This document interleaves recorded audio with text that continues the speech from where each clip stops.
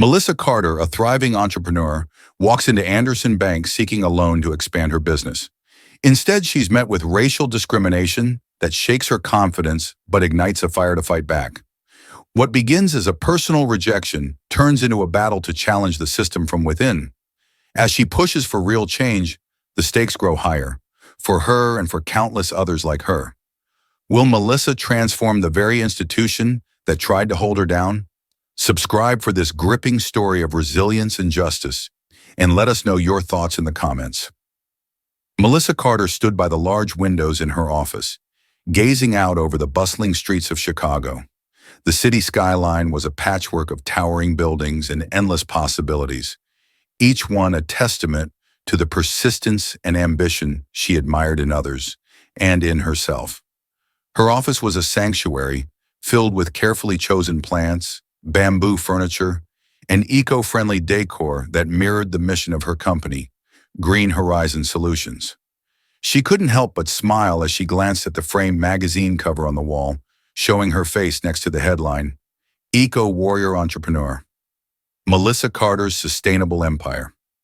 It had been just over 5 years since she launched her business, and in that short time, she had managed to turn a small startup into a well-known name in the world of sustainable products. Her focus on durable, zero-waste home goods had struck a chord with eco-conscious consumers, and the company's revenue had skyrocketed. But Melissa wasn't someone who rested on her laurels. She had always been ambitious, always thinking ahead. Her mind was rarely still, always buzzing with new ideas, new goals. That's why today was so important.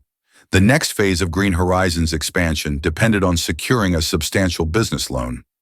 It was a loan she was confident she could get. After all, the company had consistent profits, a solid credit history, and a growth trajectory that few businesses could match. Yet, as successful as she had become, there was an undercurrent of tension. Melissa knew all too well that no matter how much she achieved, there would always be doubters. People who didn't see her as an accomplished businesswoman, but rather as a Black woman first. It was a subtle, insidious thing, the way the world could refuse to fully acknowledge her accomplishments because of her race. And despite her best efforts, those doubts, those external judgments, always lingered in the back of her mind. She turned from the window, the weight of those thoughts settling on her shoulders like a familiar burden. She had an important meeting today, a loan consultation with Anderson Bank, one of the largest banks in the city. She'd done her homework, meticulously preparing all the necessary documents, profit statements, financial projections, and a detailed plan for expansion. Everything was in perfect order. Still, there was that familiar knot of anxiety, a product of her lived experience as a Black woman in America, no matter how far she had come. Melissa straightened her blazer in the mirror hanging on the wall next to the window. Her reflection showed a confident, poised woman in her late 30s, with striking brown eyes and deep chestnut skin. Her thick, curly hair was neatly pulled back into a sleek bun, a style that exuded both professionalism and grace. She was ready. This meeting wasn't just about securing a loan. It was about taking her company to the next level, about expanding production and opening new facilities that would allow her to meet the increasing demand for her products. Her phone buzzed on the desk, interrupting her thoughts. It was a text from her assistant, Carla. All set for your meeting at Anderson Bank at 2 p.m. You've got this, Melissa smiled, typing a quick response. Thanks, Carla. I'll keep you posted. She grabbed the neatly bound portfolio containing her business plan, took one last look around her office, and made her way out. As she rode down the elevator to the street level, she mentally rehearsed what she would say in the meeting, going over her pitch, the numbers, the projections. She had done this many times before with other investors, and the results had always been positive. But this time it felt different. There was more at stake now. Stepping out onto the bustling sidewalk, Melissa pulled her jacket tight around her as the crisp Chicago wind blew through the city. She hailed a cab and climbed inside, watching the streets blur past as the cab wound its way toward the bank. The imposing structure of Anderson Bank loomed ahead, a tall, modern building with sleek glass walls and a polished steel exterior. The bank's logo was engraved in bold letters above the entrance, and the entire building radiated an air of exclusivity and power. As Melissa stepped out of the cab and approached the revolving doors, she felt a wave of determination wash over her. She had every reason to be confident. Inside, the bank was just as impressive as its exterior. High ceilings, marble floors, and elegant lighting that bathed the space in a soft, golden glow. There were rows of desks and counters where tellers assisted clients, but her appointment was with one of the senior loan officers. She made her way to the reception desk, where a young, polished woman greeted her with a forced smile. "Good afternoon. How can I assist you today?" the receptionist asked, her voice professional but detached. "I have an appointment with a loan officer, Robert Hale," Melissa said, keeping her tone steady. The receptionist tapped at her computer, her eyes briefly flicking over Melissa in a way that made Melissa feel as though she were being sized up.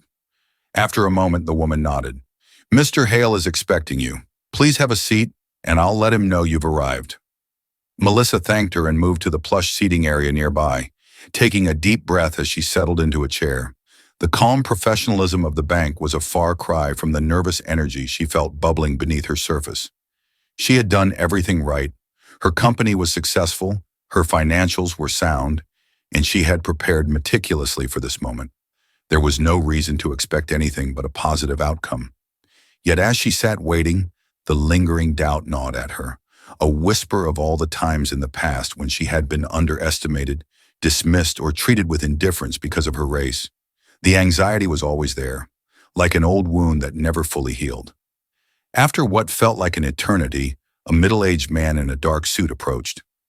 Robert Hale was tall and broad-shouldered, with graying hair and the kind of self-assured smile that came from years of sitting at the top of the corporate ladder.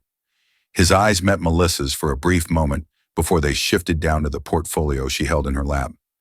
"Miss Carter?" he asked, though it wasn't really a question. He already knew who she was. "I'm Robert Hale. Please come with me." Melissa stood, gripping her portfolio a little tighter as she followed him through a maze of offices and corridors until they reached a large, sleek conference room.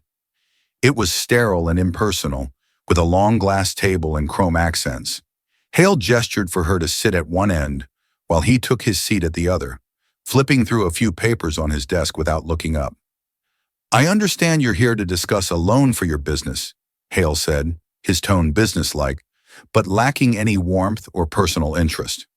"Yes," Melissa said, her confidence returning as she launched into her prepared pitch. "My company, Green Horizon Solutions, has been steadily growing over the last 5 years. We specialize in zero-waste home goods, and we've recently expanded into new markets. Our revenue has tripled in the past year, and we're at the point where we need to scale up our production to meet demand." She slid the portfolio across the table toward Hale, who took it and flipped through the pages without much enthusiasm. "I've included our financial reports, profit margins, and a detailed plan for expansion. We're looking for a loan to help finance the new production facility, which will allow us to increase output and meet the demand we're seeing in both domestic and international markets." Hale nodded absently as he skimmed the documents, though his eyes never really seemed to focus on the numbers. After a few moments, he closed the portfolio and set it aside, folding his hands on the table in front of him. "Ms. Carter," he began, his tone shifting to one that felt more condescending than before, "I've seen a lot of applications come through here, and I have to say, while your passion for your business is clear, I'm afraid this isn't something we can pursue at this time."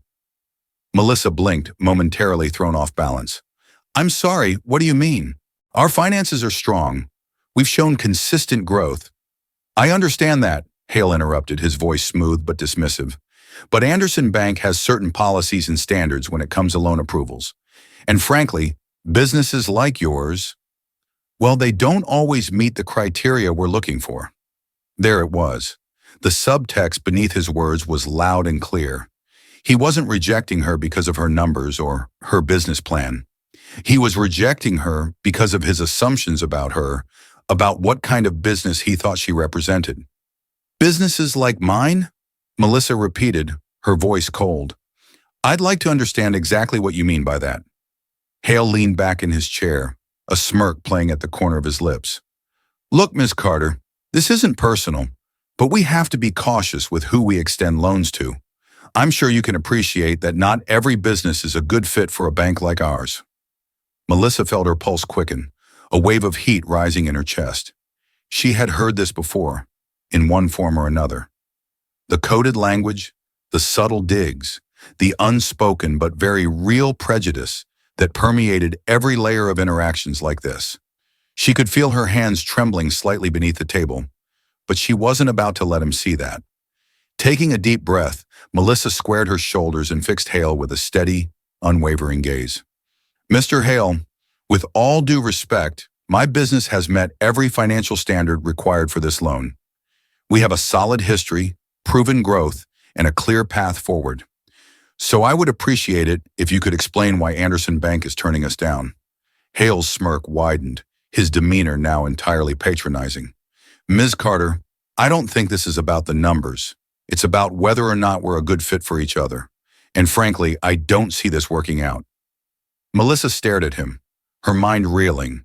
For a moment, she thought about arguing, about demanding a clearer explanation. But what was the point? He had already made up his mind the moment she walked in. To him, she wasn't Melissa Carter, a successful entrepreneur with a thriving business. She was just another black woman asking for too much. Her vision blurred with a mix of anger and humiliation as she gathered her portfolio and stood up. She wanted to say something to throw his smug words back in his face, but the words lodged in her throat. All she could do was nod curtly before turning on her heel and walking out of the conference room. The cold air outside hit Melissa like a slap, snapping her out of the stunned haze she had been in since the meeting. Her fingers trembled around the leather-bound portfolio as she stood on the sidewalk, trying to catch her breath. For a moment, she felt completely lost. How could this have happened? How could someone like Robert Hale, with all his arrogance and condescension, hold so much power over her future? She had come to that bank prepared, confident that her business was on solid footing, only to be dismissed as though none of that mattered. And that's because, to Robert Hale, it didn't matter. He hadn't even looked at her financials. He hadn't taken her seriously from the moment she walked through the door. The humiliation was raw and sharp, cutting deep into old wounds that had never fully healed. Melissa had dealt with this kind of discrimination her entire life, in ways big and small. The subtle looks, the second-guessing, the quiet judgments that always seemed to follow her wherever she went. But this was something else. This was a blatant dismissal of her worth, not just as a businesswoman, but as a person. She stood there on the sidewalk, feeling a rush of emotions she didn't know how to process. Shame, anger, frustration, all of it swirled inside her, threatening to overwhelm her. She wanted to scream, to lash out, to make someone pay for what she had just endured. But instead, all she could do was stand there, frozen in place, the weight of the world pressing down on her shoulders. Memories from her childhood flashed in her mind. Her mother, Diane, always telling her to hold her head high, to never let the world see her falter. Diane had been a single mother, working 2 jobs to support Melissa and her younger brother. She had faced her own battles with racism and discrimination, but she had always told Melissa that their strength lay in their ability to persevere. Don't give them the satisfaction, Diane had always said. Don't let them see you fall. Those words carried Melissa through so many difficult moments in her life, but now, standing on that street corner, she felt like she was falling apart. Melissa's phone buzzed in her pocket, snapping her out of her thoughts. It was a text from Andrew. How did the meeting go? Melissa stared at the message for a long moment, her fingers hovering over the screen. She didn't want to tell him what had happened. She didn't want to admit that, once again, she had been treated like she didn't belong. But she couldn't hide the truth from him. Not this time. It didn't. They said no. She hesitated, her heart heavy with shame, then added, because I'm black. By the time Melissa arrived home that evening, her body felt heavy, like she was dragging the weight of the day behind her. Her mind was a storm of emotions, but the most persistent one was anger. Hot, simmering anger that bubbled beneath the surface. Andrew was waiting for her in the living room, his face filled with concern the moment she stepped through the door. Melissa, he said softly, getting up from the couch and walking toward her. What happened? Melissa shook her head, trying to keep the tears at bay. She had been holding it together ever since she left the bank, but now standing in the warmth of her home, the facade was crumbling. Andrew wrapped his arms around her, pulling her close. "It's okay," he whispered. "You don't have to talk about it if you're not ready." For a moment, Melissa let herself fall into the safety of his embrace, feeling the tension in her body slowly begin to unwind. But then, as quickly as the comfort came, the anger flared up again. She pulled back from Andrew, pacing across the room as she tried to gather her thoughts. "They didn't even look at my numbers," she said, her voice trembling with frustration. "They didn't care about my business or my financials. It was all about what they saw when I walked in." Andrew frowned. "What do you mean?" Melissa stopped pacing and turned to face him, the words tumbling out of her in a rush. "I mean, they didn't see me as a businesswoman. They saw me as a black woman asking for too much. They dismissed me, Andrew, completely, like I wasn't worth their time." Andrew's jaw tightened, his hands curling into fists at his sides. He knew this pain well, knew the sting of being judged before you even opened your mouth. As a black man in the corporate world, Andrew had faced his own share of microaggressions and outright discrimination. But hearing it happen to Melissa, seeing how much it hurt her, made his blood boil. "They can't keep getting away with this," Andrew said, his voice low and steady. "You've worked too hard, built too much to be treated like that." Melissa nodded, feeling the anger swell inside her again. But it wasn't just anger this time. It was something sharper, more focused. She was tired of feeling powerless, tired of being dismissed, and she wasn't going to let it happen again. "I'm not giving up," she said, her voice hardening with resolve. "I'm going to fight this. I'm going to fight them." Andrew stepped forward, his expression fierce with support. "And I'm with you, whatever you need." Melissa's mind was already racing with possibilities. She knew she couldn't let what had happened at Anderson Bank slide, not just for her own sake, but for everyone who had been treated the same way. This wasn't just about one loan. It was about a system that allowed people like Robert Hale to wield power over others, based on nothing more than their skin color. She was done playing by the rules of that system. It was time to fight back. Melissa sat at her kitchen table the next morning, the remnants of her breakfast untouched as she stared down at her phone. It had been a sleepless night, her mind churning over what had happened at Anderson Bank. Every time she closed her eyes, she saw Robert Hale's smug face, heard the way he dismissed her without even bothering to fully read her proposal. The anger still simmered, but underneath it was a growing sense of purpose. She wasn't going to let this go, not this time. But as much as she wanted to fight, she knew she couldn't do it alone. If she was going to take on a system as entrenched as institutionalized racism in the banking industry, she needed help. She needed people who knew how to navigate these battles, people who had fought them before and won. Her first thought was of Laura Green, a civil rights attorney she had met at a networking event a year ago. Laura specialized in cases of discrimination in the corporate and financial sectors, and from what Melissa had heard, she had a reputation for being both relentless and effective. Taking a deep breath, Melissa picked up her phone and scrolled through her contacts until she found Laura's number. She hesitated for only a second before tapping the call button. The phone rang twice before Laura picked up, her voice brisk and professional. "This is Laura Green." "Laura, it's Melissa Carter," Melissa said, trying to keep her voice steady. "I don't know if you remember me, but we met at that diversity and inclusion event last year." There was a brief pause, then Laura's tone softened slightly. "Of course I remember you, Melissa. How's your business going?" Melissa swallowed, glancing at the untouched papers on her table. Her meticulously prepared financial reports that had meant nothing in the face of Robert Hale's bias. "It was going great," she said, her voice tightening. "Until yesterday." There was a moment of silence on the other end of the line. "What happened?" Melissa took a deep breath and began recounting the events at Anderson Bank, from the moment she walked in confidently with her business proposal to the moment she left feeling humiliated and rejected. As she spoke, she could hear Laura's occasional sounds of acknowledgement, but the attorney didn't interrupt. By the time Melissa finished, her heart was pounding again, the anger fresh and sharp. "That's blatant discrimination," Laura said finally, her voice sharp with outrage. "I'm sorry you had to go through that, but I'm glad you called. You're right to fight this, and I'd be honored to help you." Melissa felt a wave of relief wash over her. For the first time since leaving the bank, she didn't feel so alone. "Thank you, Laura. I don't even know where to start." Laura's tone turned businesslike again. "The first step is to file a formal complaint with the bank's corporate office. We'll gather all the evidence, your loan application, your financial documents, any correspondence you've had with the bank, and present it as a case of racial discrimination.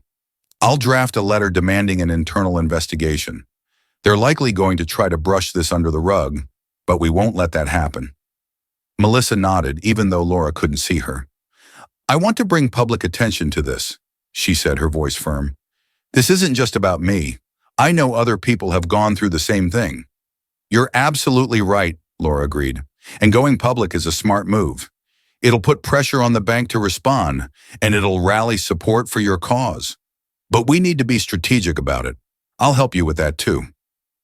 As they wrapped up the call, Melissa felt a renewed sense of purpose. Laura had given her a plan, a path forward. This wasn't just about revenge or anger anymore. This was about accountability and change.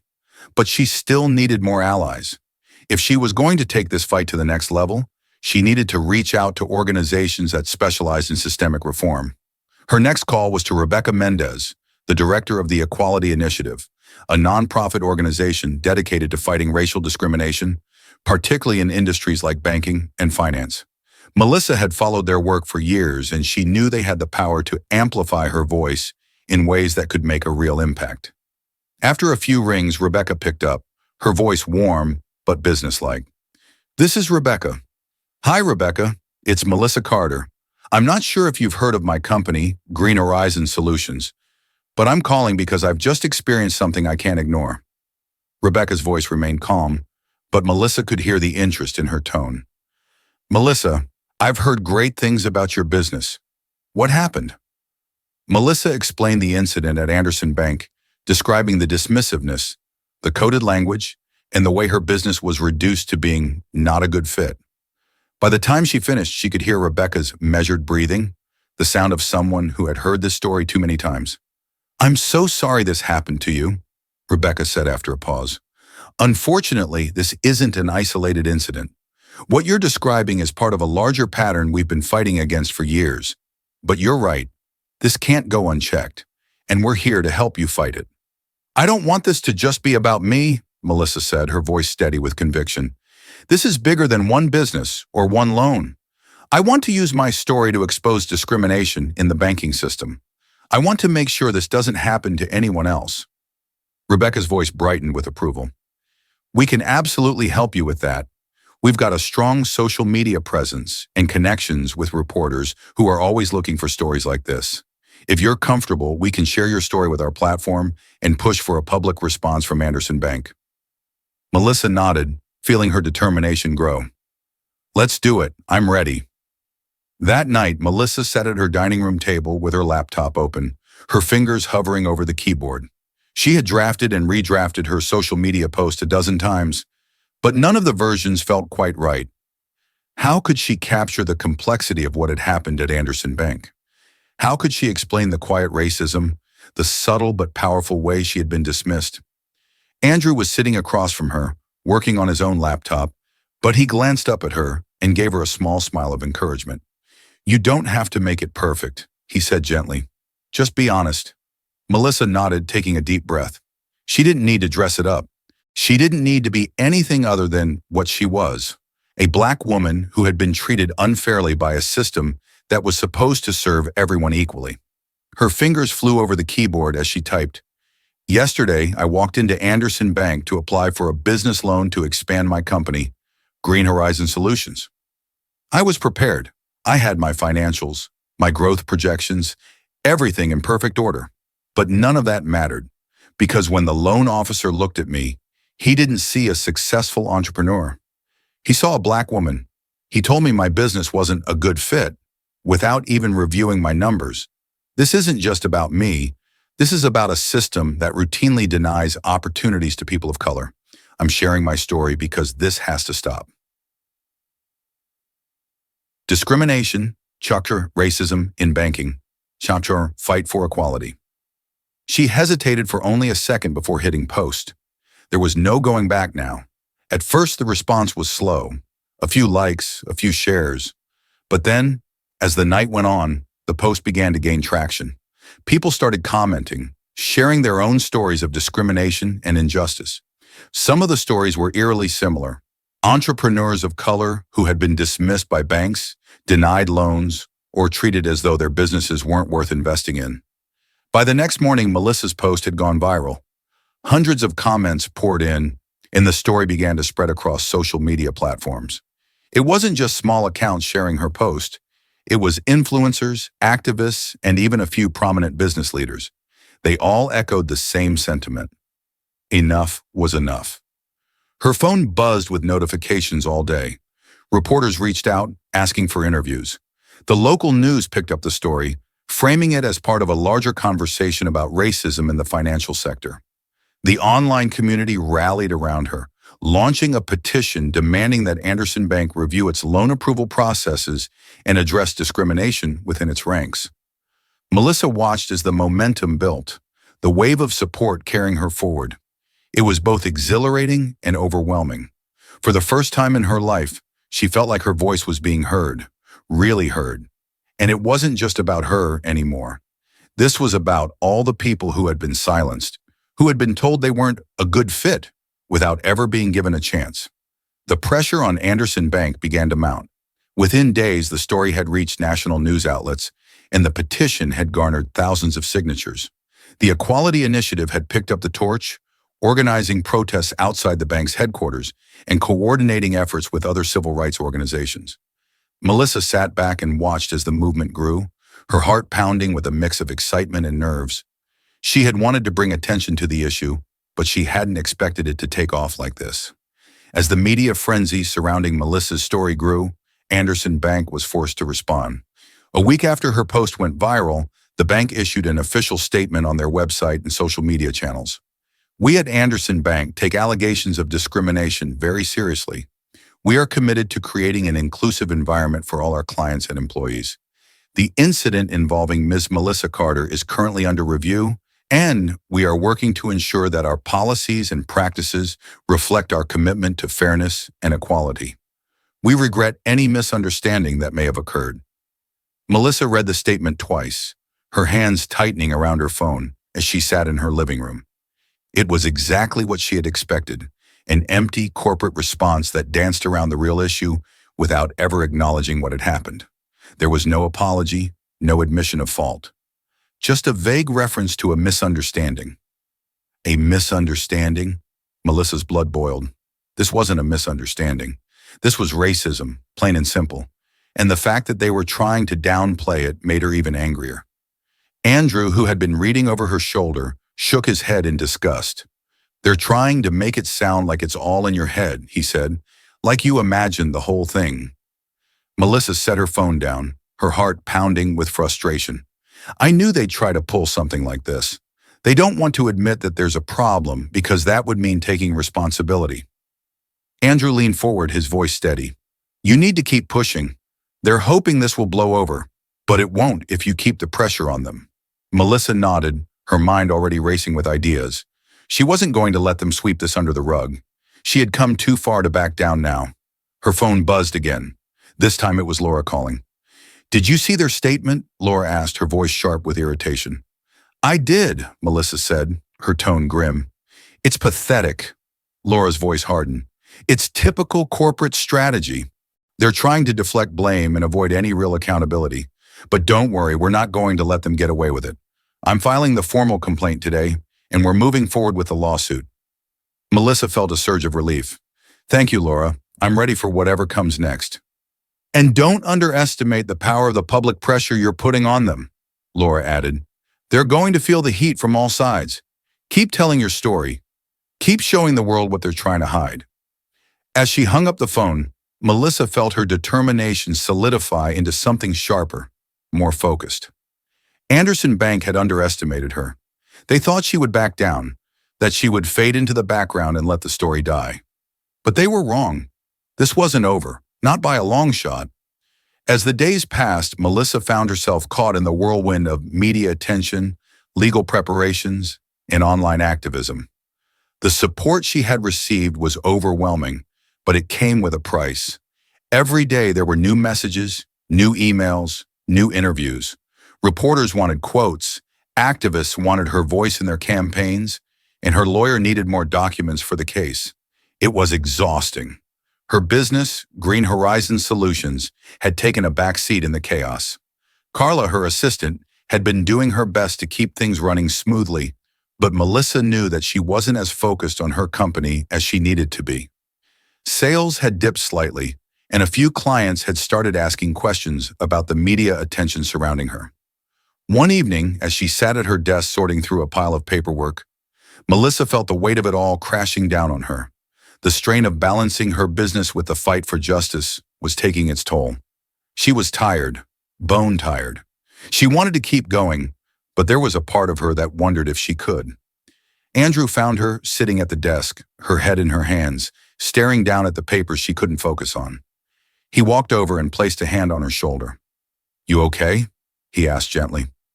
Melissa shook her head, not trusting herself to speak. She didn't want to admit it, but she was struggling. The fight was taking everything she had, and there were moments, late at night, when she was alone with her thoughts, when she wondered if it was worth it. "I don't know if I can do this," she whispered, her voice breaking. Andrew knelt beside her, taking her hands in his. "Yes, you can. You're one of the strongest people I know, Melissa. You've come this far. You can't stop now." Melissa looked up at him, her eyes filled with tears. "But what if I'm not enough? What if I lose everything?" Andrew's expression softened. "You won't. You're not in this alone. I'm with you. Laura's with you. The whole community is behind you. And no matter what happens, you've already made a difference." His words were like a balm to her frayed nerves, soothing some of the anxiety that had been gnawing at her for days. She knew he was right. She had come too far to give up now, but that didn't mean the road ahead wouldn't be hard. Just when Melissa felt like she was reaching her breaking point, an unexpected opportunity arose. She had been invited to speak at a major business summit for African American entrepreneurs, a prestigious event that brought together the most successful Black business leaders in the country. It was an opportunity not just to network, but to share her story with people who understood what it meant to face systemic barriers and overcome them. At first, Melissa wasn't sure if she had the energy to go. Between the lawsuit, the media attention, and her business, she was stretched thin. But Andrew convinced her that it would be a good opportunity to recharge, to be surrounded by people who could lift her up and remind her why she was fighting. And he was right.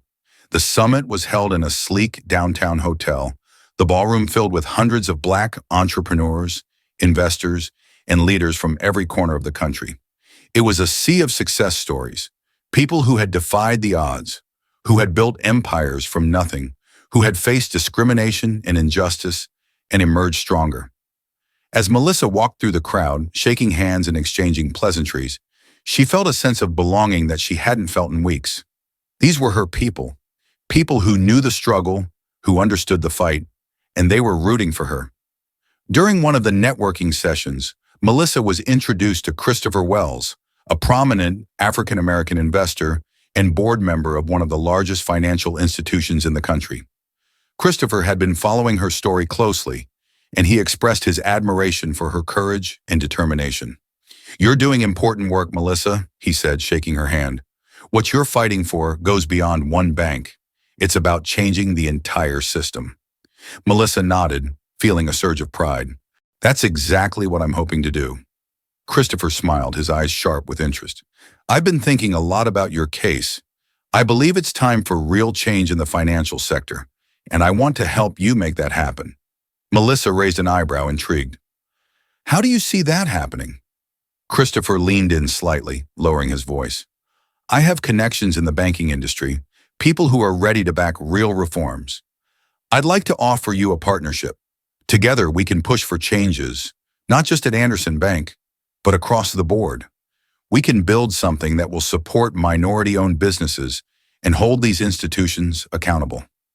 Melissa's heart skipped a beat.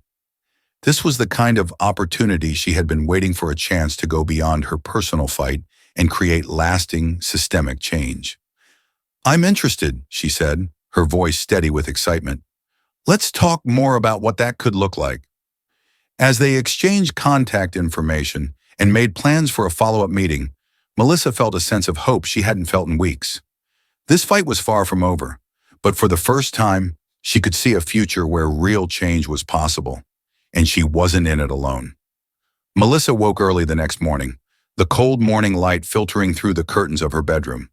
The quiet of the house felt soothing after the whirlwind of the last few weeks. She had reached a turning point, a crossroads in both her personal fight against Anderson Bank and her growing role as a voice for change. But there was no time to rest. Today she had an important meeting scheduled, one that could tip the balance of power in her favor. Christopher Wells had kept his word.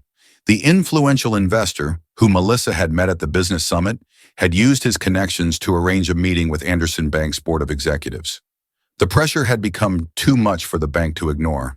Between the protests organized by the Equality Initiative, the growing online petition, and the national media attention, the bank's reputation was in shambles. They couldn't afford to pretend that nothing was happening. Melissa took a deep breath as she prepared for the day ahead. She dressed carefully, opting for a navy blue blazer and matching trousers, an outfit that made her feel both professional and powerful. Her hair was styled in loose waves today, and as she looked at herself in the mirror, she saw a woman ready to fight, not just for herself, but for everyone who had been shut out by the system. After a quick breakfast, she checked her phone for updates. Laura had already sent her a text, confirming that all the documents for the meeting were in order. Melissa was grateful for Laura's support. Having an experienced civil rights attorney by her side had made all the difference in keeping her grounded and focused. When she arrived at Anderson Bank's headquarters, the atmosphere inside felt different. The building that once loomed large in her memory, cold and unwelcoming, now seemed vulnerable. She could feel the shift in power, subtle though it was. The bank might have been trying to keep its public face intact, but internally there was turmoil. Employees had heard about the protests, the media coverage, and the lawsuits. There was a quiet tension in the air that hadn't been there the last time she walked through those doors. Melissa's heels clicked against the marble floor as she made her way to the elevator. Her heart raced, but she forced herself to stay calm. This was a crucial moment, perhaps the most important of her entire battle. Christopher was waiting for her in the lobby of the executive offices. His presence was reassuring, a calm yet powerful figure who exuded confidence. Dressed in a sharp gray suit, Christopher offered her a firm handshake and a warm smile. "You ready for this?" he asked, his voice steady. "As ready as I'll ever be," Melissa replied, taking another deep breath. She had spent hours preparing for this meeting, but there was still a part of her that feared they might not take her seriously. After all, these were the same people who had allowed someone like Robert Hale to operate without accountability. Christopher seemed to sense her nerves. "Remember, you've already won half the battle just by getting them to the table. Now it's about making them realize that this isn't going away. You're not going away." Melissa nodded, his words giving her the boost she needed. Together they walked into the boardroom, where the bank's top executives were already seated. The room was as cold and impersonal as she remembered. Long glass table, sterile white walls, and sleek black leather chairs. Michael Whitman, the bank's CEO, sat at the head of the table, his expression carefully neutral. To his left was Janet Myers, the bank's chief operating officer, and beside her sat Charles Thompson, the head of the legal department. The power dynamics were clear. The people in this room were used to being in control, but today that control was slipping. Melissa took her seat across from them, with Christopher to her right. She placed her portfolio on the table, though she already knew its contents by heart. Laura had helped her prepare a comprehensive report detailing not just her own experience, but also a pattern of racial discrimination in the banking industry, backed by data and testimony from other minority business owners who had faced similar hurdles. Whitman spoke first. "Ms. Carter, thank you for coming today. We're here to discuss how we can resolve the situation that has emerged over the past few weeks." Melissa noticed his careful choice of words. He wasn't acknowledging the wrongdoing, just the situation that had become too big to ignore. "I appreciate the opportunity," Melissa said, her voice calm but firm. "But let me be clear. This isn't just about resolving a situation. This is about addressing systemic discrimination that affects not only me, but countless other minority entrepreneurs who have been denied fair access to financial services. Janet Myers shifted uncomfortably in her seat, but Whitman's expression remained unchanged. He nodded as if he had expected this. "Of course, we take these concerns very seriously," he said. "Anderson Bank has always strived to be an inclusive institution, and we're open to discussing any improvements we can make." Melissa wasn't buying it. She had heard these kinds of empty promises before, vague words meant to placate without any real action. But she wasn't going to let them off the hook that easily. "With all due respect, Mr. Whitman," she said, her eyes locking on his, "this isn't just about making improvements. This is about accountability. Your loan officers dismissed me without reviewing my financials, based on assumptions about who I am and what my business represents. And this isn't an isolated incident. It's part of a larger pattern of racial bias in your institution." Christopher chimed in, his voice measured but firm. "The media coverage and public outcry make it clear that this isn't going away. People want to see real change, and they want to see it now." Whitman's expression faltered for the briefest of moments, but he quickly regained his composure. "What exactly are you proposing, Ms. Carter?" he asked, folding his hands on the table in front of him. Melissa leaned forward slightly, her tone resolute. "First, I'm asking for a full internal investigation into the bank's loan approval processes, specifically looking for evidence of racial bias. That investigation needs to be conducted by an independent third party, and the findings should be made public. Second, I'm requesting the implementation of mandatory diversity and inclusion training for all employees, from the tellers to the executives. And finally, I want the bank to launch a program specifically aimed at supporting minority-owned businesses, offering lower interest rates, better loan terms, and mentorship opportunities." The room was silent for a moment as the executives absorbed her demands. Janet Myers looked to Whitman, who seemed to be calculating the cost of what Melissa was asking for, not just in terms of money, but in terms of the bank's reputation. "Those are significant changes," Whitman said slowly. "It will take time to implement something of that scale." "I'm not expecting overnight results," Melissa replied, her voice unwavering, "but I am expecting a commitment to real, tangible change." Whitman glanced at Charles Thompson, the head of law, who cleared his throat and spoke for the first time. "Ms. Carter, we're open to discussing these changes, but we'll need to review the legal implications before making any formal commitments." Christopher cut in before Melissa could respond. "This isn't just about legalities, Charles. This is about doing what's right, for your clients, for your employees, and for the future of this bank. If Anderson Bank doesn't take this opportunity to lead the way on diversity and inclusion, there are plenty of other institutions that will." The subtle threat wasn't lost on anyone in the room. Melissa could see the tension building, the unspoken understanding that the bank was at a crossroads. They could either fight this and risk further damage to their reputation, or they could embrace the changes and position themselves as leaders in a new, more equitable financial landscape. After a long pause, Whitman finally nodded. "We'll take your proposals under serious consideration. You have our word that we'll begin the investigation and start drafting a plan for the other changes you've outlined." Melissa didn't fully trust his words, but it was a start. She had taken them to the table, and now the real work could begin. As Melissa left the meeting, walking out of Anderson Bank's towering headquarters, she felt a mixture of triumph and cautious optimism. The battle wasn't over, but it was clear that her voice was being heard. The bank had been forced to acknowledge the problem, and now it was time to make sure they followed through. Christopher walked beside her, his expression thoughtful. "That went better than I expected," he said with a small smile. "You've got them on the defensive now." Melissa nodded. "I just hope they actually follow through." "They will," Christopher assured her. "The public pressure is too much for them to ignore. But you need to keep pushing. Don't let up, not even for a second."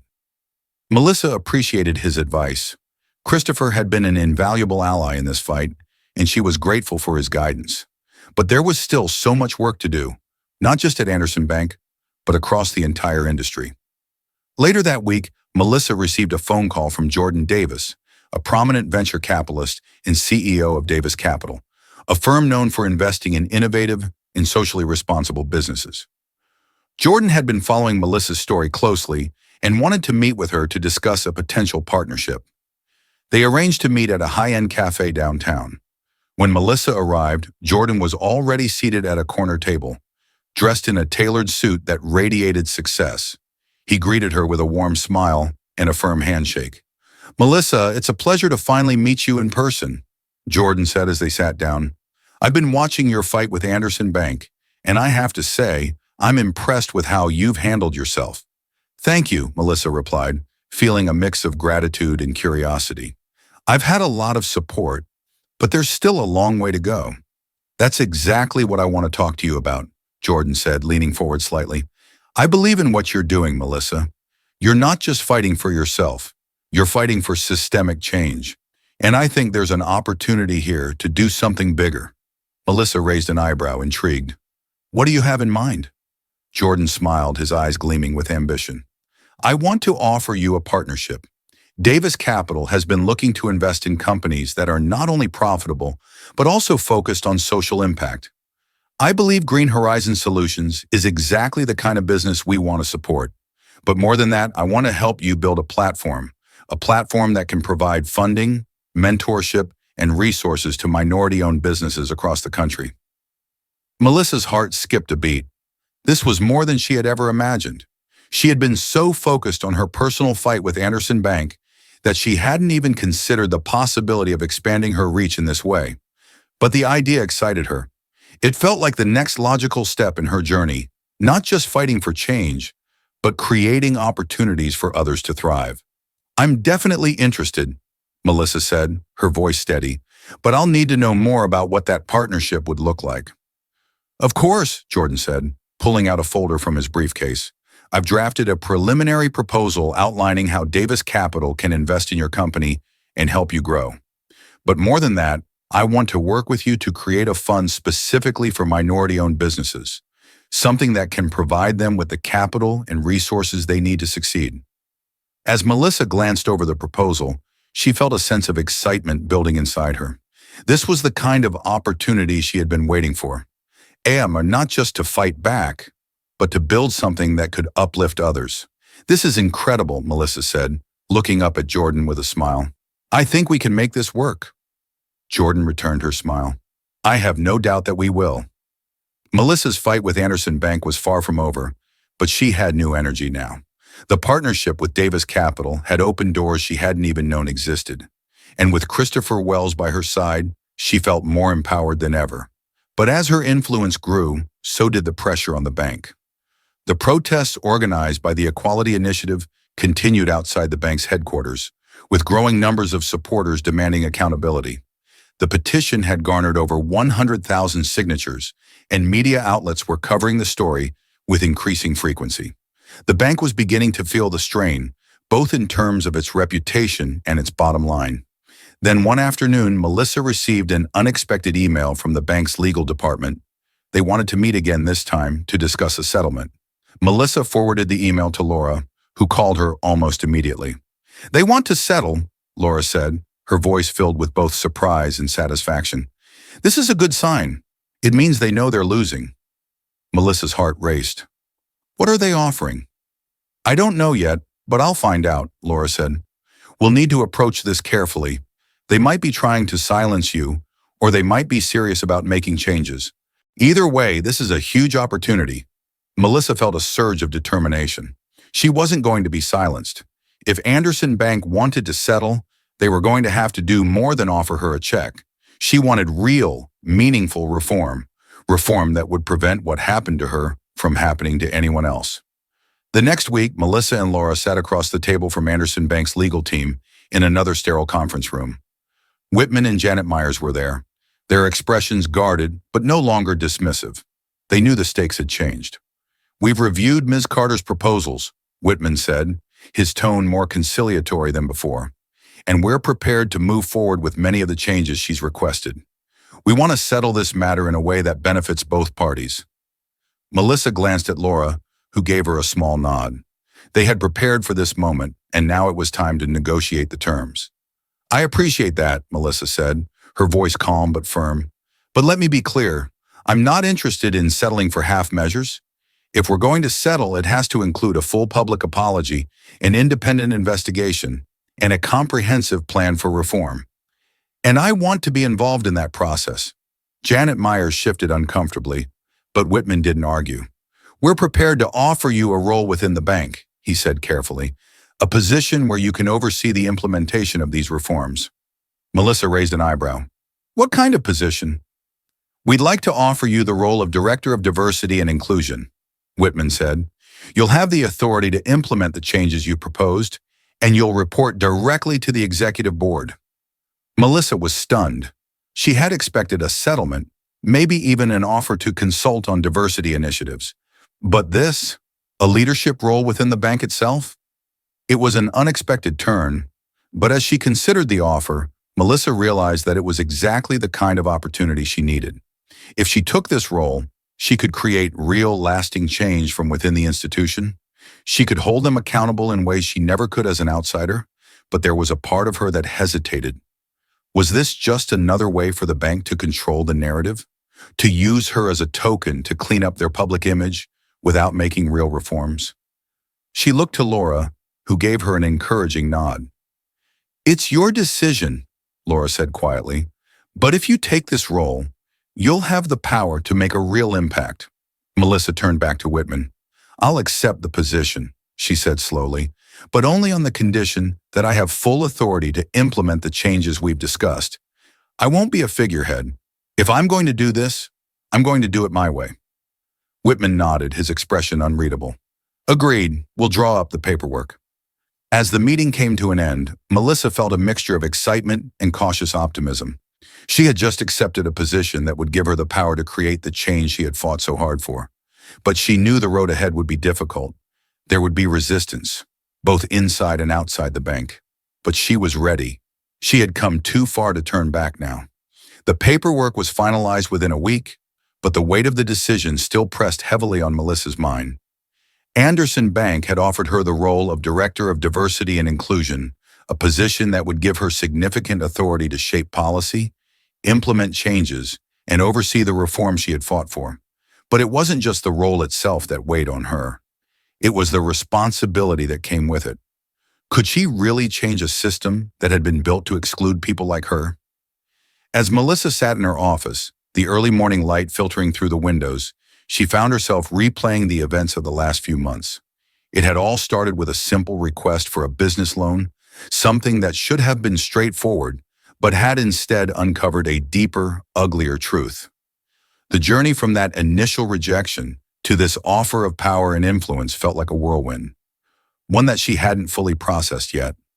Her phone buzzed on her desk, pulling her from her thoughts. It was a text from Andrew. How are you feeling? Big day ahead. Melissa smiled softly as she typed a reply. Nervous, but ready. She set the phone down and leaned back in her chair, closing her eyes for a moment.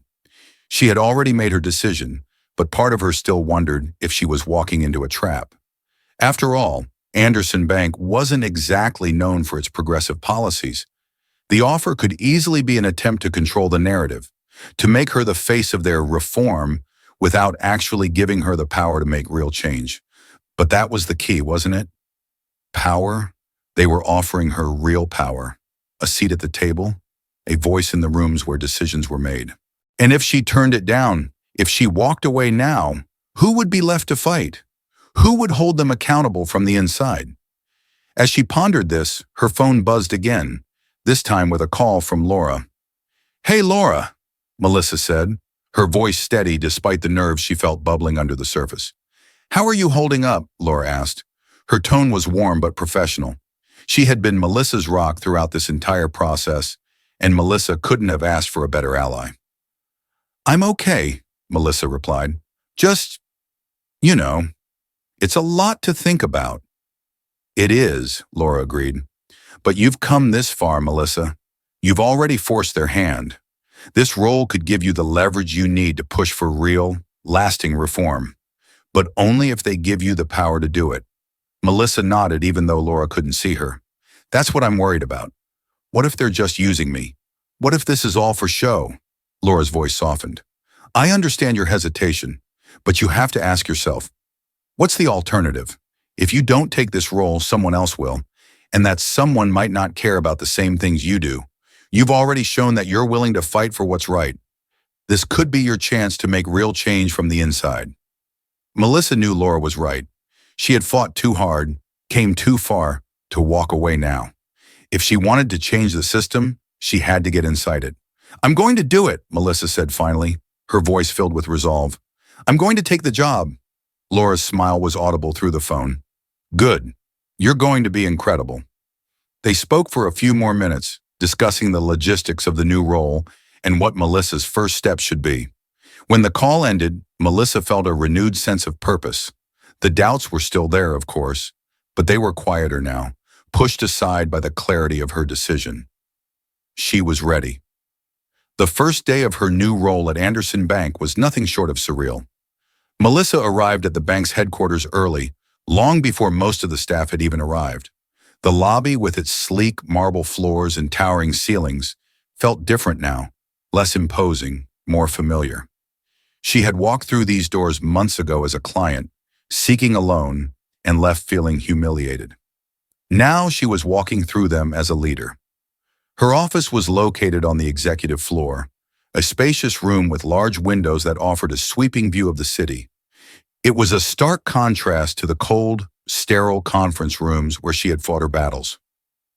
The office had been newly furnished, the walls adorned with minimalist artwork, and a sleek desk sat in the center of the room. Melissa stood by the window for a moment, taking in the view. She had made it this far, but the real work was only just beginning. There was a knock on the door. Janet Myers, the bank's chief operating officer, stepped into the room, her expression carefully neutral. Janet had been present at all the meetings, and Melissa had always sensed a quiet resistance from her, a reluctance to fully embrace the changes Melissa had proposed.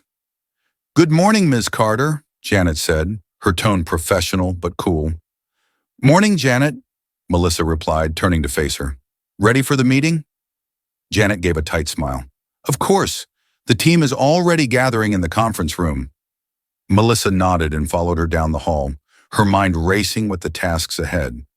The first meeting would be with the bank's senior management team, the people who would either help her implement the changes or stand in her way.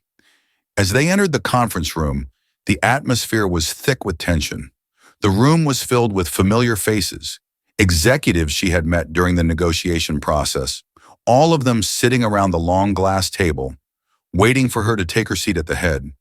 Among them was Robert Hale, the loan officer who had dismissed her so arrogantly the first time she had applied for a loan. His presence was a reminder of how deeply entrenched the culture of the bank was. Robert's eyes flicked toward her as she entered, but he quickly looked away, his expression unreadable. Melissa's stomach twisted at the sight of him, but she forced herself to remain calm.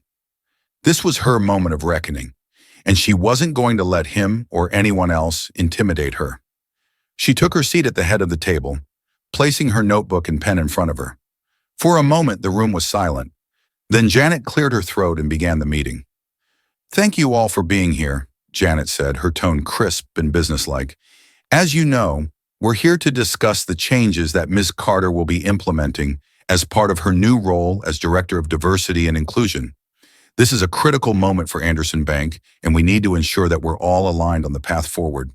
Melissa listened carefully as Janet outlined the agenda, but her mind was already focused on the task at hand. She had prepared extensively for this meeting, knowing that it would set the tone for her entire tenure. The bank's executives were watching her closely, waiting to see how she would handle the pressure. When it was finally her turn to speak, Melissa straightened in her chair and looked around the room, meeting each executive's gaze head-on.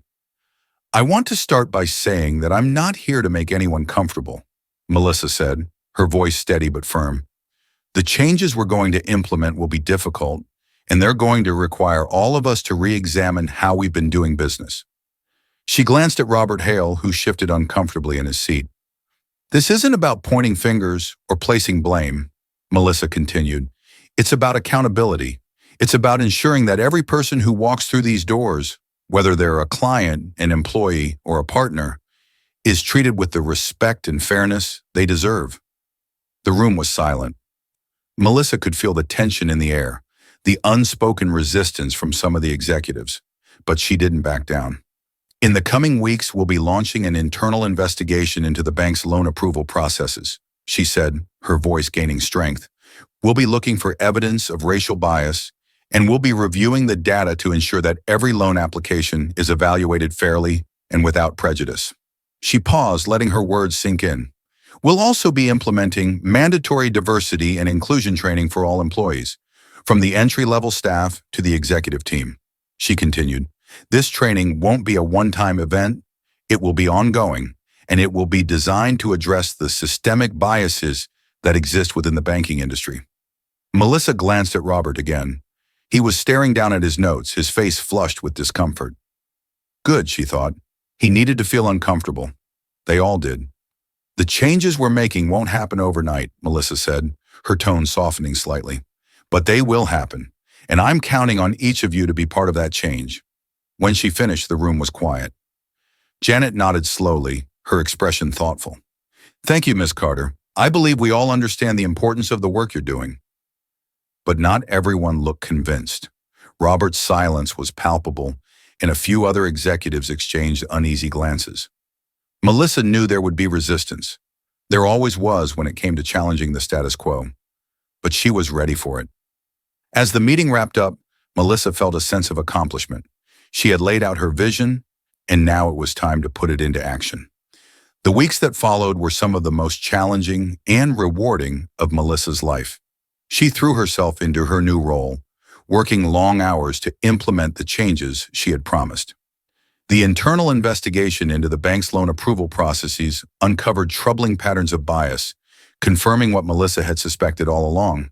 But instead of being disheartened, she saw it as an opportunity to make things right. Working alongside the Equality Initiative, Melissa developed a comprehensive plan to reform the bank's practices. The new policies ensured that loan applications from minority business owners were given the same consideration as those from white applicants, with additional support and resources provided to help minority entrepreneurs succeed. But the reforms didn't stop there.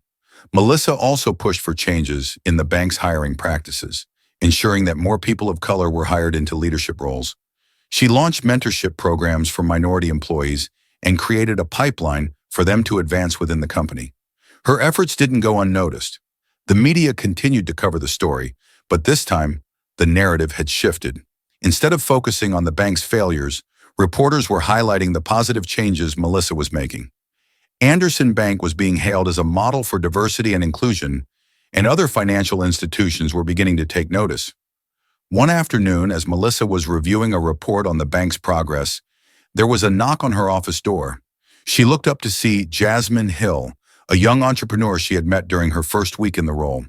Jasmine had applied for a loan to start her own organic skincare business, and Melissa had made sure her application was given the attention it deserved. Ms. Carter, Jasmine said, her voice filled with excitement, I just wanted to let you know, I got approved for the loan. My business is officially up and running. Melissa's face lit up with a smile. That's amazing, Jasmine. I'm so happy for you. Jasmine stepped forward, her eyes shining with gratitude. I couldn't have done this without you. You've made a real difference, not just for me, but for so many people like me. Melissa's heart swelled with pride. This was why she had fought so hard, why she had refused to back down. It wasn't just about her. It was about creating opportunities for people like Jasmine, people who had been shut out of the system for too long. You did this, Jasmine, Melissa said, her voice warm. You had the vision, the drive, and the determination. I just helped clear the way. Jasmine beamed, and for a moment the weight of all the challenges Melissa had faced seemed to lift. This was what change looked like. Real, tangible change that made a difference in people's lives. A year had passed since Melissa took on the role of Director of Diversity and Inclusion at Anderson Bank, and the transformation she had overseen was nothing short of remarkable. The bank had gone from being a symbol of exclusion to a model of inclusion and fairness, and the reforms Melissa had implemented were being studied by other institutions across the country. But it wasn't just about the policies, it was about the culture. Melissa had worked tirelessly to change the way people thought about diversity and inclusion, not as a box to check, but as a core value that defined how the bank operated. And it was working. The mentorship programs she had created were thriving, with minority employees advancing into leadership positions at rates that had never been seen before. The loan programs for minority business owners had helped hundreds of entrepreneurs like Jasmine Hill get the funding they needed to succeed. But perhaps the greatest testament to Melissa's legacy came from the people she had inspired. She had become a role model for countless young Black women who saw her as proof that they too could succeed in spaces that had long been close to them. One afternoon, Melissa found herself back at the business conference for African American entrepreneurs where she had first met Christopher Wells. This time, she was the keynote speaker. As she stood on the stage looking out at the sea of faces, she felt a deep sense of pride. She had come so far, fought so hard, and now she was standing here, not just as a survivor of the system, but as someone who had changed it. Change doesn't come easy, Melissa began, her voice strong and clear. It requires resilience, courage, and a willingness to stand up for what's right, even when the odds are stacked against you. But I'm here to tell you that change is possible. We've seen it at Anderson Bank, and we can make it happen everywhere. The audience erupted into applause, and as Melissa looked out at the crowd, she felt a sense of closure. She had done what she set out to do. She had changed the system, not just for herself, but for everyone who had been told they weren't good enough, that they didn't belong. And now her legacy would be one of justice, fairness, and hope. As she stepped off the stage, she knew that the fight for equality was far from over. But she also knew that she had made a difference, and that was all she had ever wanted. If you enjoyed this story and want to see more inspiring and thought-provoking content, don't forget to hit the subscribe button. Stay tuned for more powerful stories that explore resilience, justice, and the fight for equality. Make sure to also click the notification bell so you never miss an update. Thanks for your support, and let's continue the conversation.